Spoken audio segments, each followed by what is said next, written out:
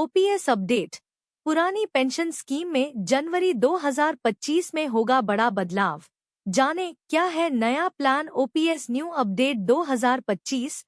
Pension योजनाएं सरकारी कर्मचारियों के लिए हमेशा से एक महत्वपूर्ण मुद्दा रही हैं। पिछले कुछ वर्षों में पुरानी पेंशन स्कीम ओपीएस और नई पेंशन स्कीम एनपीएस को लेकर बहस चल रही है। कई राज्य सरकारें ओपीएस को वापस लाने की मांग कर रही हैं, जबकि केंद्र सरकार एनपीएस को जारी रखने के पक्ष में है। हाल ही में सरकार ने जनवरी 2025 से एक नई यूनिफाइड पेंशन स्कीम यूपीएस लागू करने की घोषणा की है। यह नई योजना ओपीएस और एनपीएस के बीच एक संतुलन बनाने का प्रयास है। आइए जानते हैं कि यह नई योजना क्या है और इससे सरकारी कर्मचारियों को क्या लाभ होंगे। पुरानी पेंशन स्कीम ओपीएस क्या है? पुरानी पेंशन स्कीम ओपीएस एक डिफाइंड बेनिफिट पेंशन सिस्टम है, जिसमें सरकारी कर्मचारियों को उनके अंतिम वेतन का एक निश्चित प्रतिशत पेंशन के रूप में मिलता है।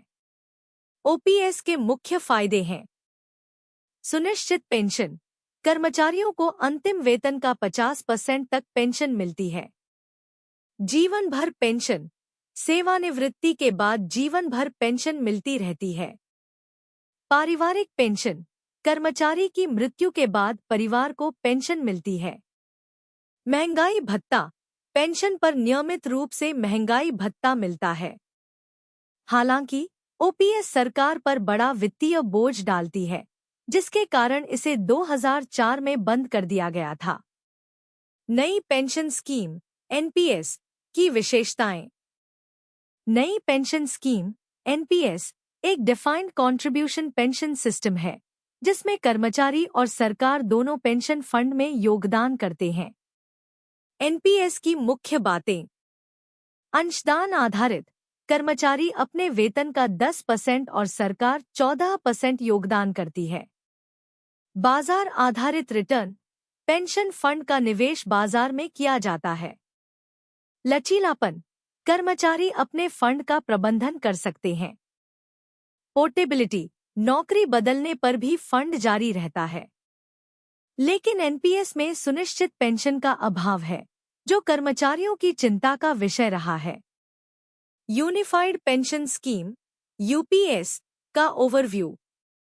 विवरण जानकारी। योजना का नाम यूनिफाइड पेंशन स्कीम यूपीएस।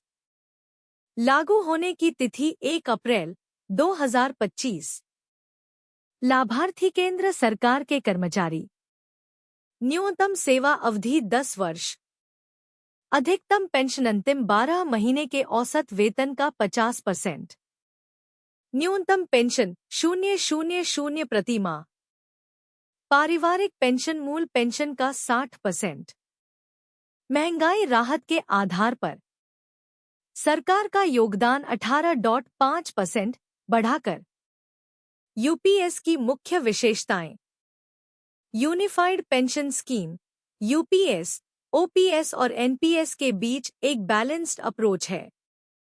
इसकी प्रमुख विशेषताएं हैं: सुनिश्चित पेंशन, कम से कम 25 वर्ष की सेवा पर अंतिम 12 महीने के औसत वेतन का 50% पेंशन। न्यूनतम पेंशन गारंटी, कम से कम 10 वर्ष की सेवा पर 10,000 रुपये प्रति माह की न्यूनतम पेंशन। पारिवारिक पेंशन, कर्मचारी की मृत्यु पर परिवार को मूल पेंशन का 60% मिलेगा। महंगाई राहत, एक पाईडब्ल्यू के आधार पर नियमित महंगाई राहत। एकमुश्त भुगतान, सेवानिवृत्ति पर ग्रेच्युटी के अलावा एक मुश्त राशि। यूपीएस के लाभ। यूनिफाइड पेंशन स्कीम से सरकारी कर्मचारियों को कई लाभ होंगे। वित्तीय सुरक्षा, सुनिश्चित पेंशन से रिटायरमेंट के बाद आर्थिक सुरक्षा मिलेगी। पारिवारिक सुरक्षा, कर्मचारी की मृत्यु के बाद भी परिवार को पेंशन मिलती रहेगी। मुद्रास्फीति से सुरक्षा, नियमित महंगाई राहत से पेंशन की क्रय शक्ति बनी रहेगी। न्यूनतम पेंशन गारंटी, कम सेवा अवधि वाले कर्मचारियों को भी न्यूनतम पेंशन मिलेगी। बेहतर योगदान, सरकार का योगदान बढ़ाकर 18.5% किया गया है। यूनिफाइड पेंशन स्कीम यूपीएस पुरानी पेंशन स्कीम ओपीएस से कुछ मायनों में अलग है। फंडिंग मॉडल यूपीएस में कर्मचारी और सरकार दोनों योगदान करते हैं, जबकि ओपीएस पूरी तरह सरकार द्वारा वित्त पोषित थी। पेंशन की गणना यूपीएस में पेंशन अंतिम 12 महीने के औसत वेतन पर आधारित है, जबकि ओपीएस में केवल अंतिम वेतन पर। न्यूनतम सेवा अवधि यूपीएस में न्यूनतम 10 वर्ष की सेवा अनिवार्य है, ओपीएस में ऐसी कोई शर्त नहीं थी। एकमुश्त भुगतान यूपीएस में सेवानिवृत्ति पर अतिरिक्त एकमुश्त राशि का प्रावधान है। वित्तीय स्थिरता यूपीएस सरकार पर कम वित्तीय बोझ डालता है, जबकि ओपीएस लंबे समय में अस्थिर हो सकता था। यूपीएस का कार्यान्वयन यूनिफाइड पेंशन स्कीम यूपीएस के कार्यान्वयन के लिए कुछ महत्वपूर्ण बिंदु। लागू होने की तिथि 1 अप्रैल 2025 से यूपीएस लागू होगा। पात्रता सभी केंद्र सरकार के कर्मचारी जो 1 जनवरी 2004 के बाद नियुक्त हुए हैं। विकल्प एनपीएस में शामिल कर्मचारी यूपीएस में स्विच कर सकते हैं। पूर्वव्यापी लाभ 2004 से 2025 के बीच सेवानिवृत्त हुए कर्मचारियों को भी लाभ मिलेगा। राज्य सरकारें भी इस योजना को अपना सकती हैं। यूपीएस का प्रभाव यूनिफाइड पेंशन स्कीम यूपीएस का व्यापक प्रभाव होगा।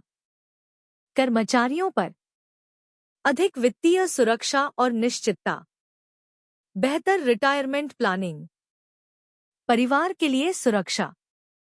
सरकार पर बेहतर वित्तीय प्रबंधन, कम दीर्घकालिक देनदारियां, कर्मचारियों की संतुष्टि में वृद्धि। अर्थव्यवस्था पर पेंशन भोगियों की क्रय शक्ति में वृद्धि, अधिक निवेश और बचत को बढ़ावा। सामाजिक सुरक्षा में सुधार। यूपीएस की चुनौतियां हालांकि यूपीएस कई समस्याओं का समाधान करता है, फिर भी कुछ चुनौतियां हैं। एडवर्टाइजमेंट्स वित्तीय बोझ शुरुआती वर्षों में सरकार के खर्च में वृद्धि होगी। कार्यान्वयन बड़ी संख्या में कर्मचारियों के लिए इसे लागू करना एक चुनौती होगी। जागरूकता कर्मचारियों को नई योजना के बारे में शिक्षित करना होगा। तकनीकी ढांचा यूपीएस के लिए मजबूत आईटी सिस्टम की आवश्यकता होगी। निवेश प्रबंधन बड़े पेंशन फंड के प्रबंधन के लिए कुशल निवेश रणनीति की जरूरत होगी। UPS versus NPS versus OPS तुलनात्मक अध्ययन। विशेषता पेंशन की गारंटी हाँ नहीं हाँ। फंडिंग मॉडल कर्मचारी प्लस सरकार केवल सरकार। निवेश जोखिम कम उच्च नहीं। पोर्टेबिलिटी हाँ नहीं। लचीलापन मध्यम उच्च कम। सरकारी खर्च मध्यम कम उच्च। यूपीएस के बारे में अक्सर पूछे जाने वाले प्रश्न एफएक्यूज।